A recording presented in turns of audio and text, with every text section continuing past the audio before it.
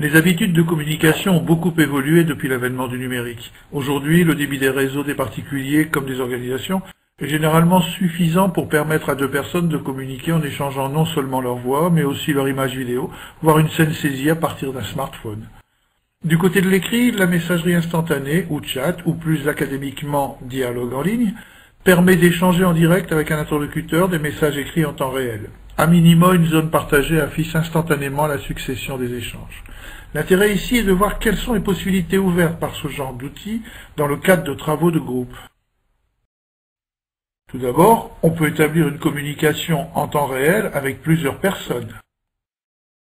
On peut savoir qui est en ligne et donc susceptible de participer. On peut envoyer et recevoir des messages écrits. On peut échanger à l'oral, comme dans une audioconférence via le téléphone par exemple. On peut, si l'on est équipé, avoir les participants en visuel via la webcam.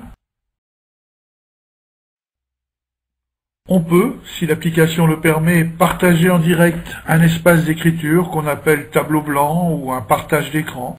On en trouve sur certaines messageries instantanées, mais ça n'est pas toujours gratuit.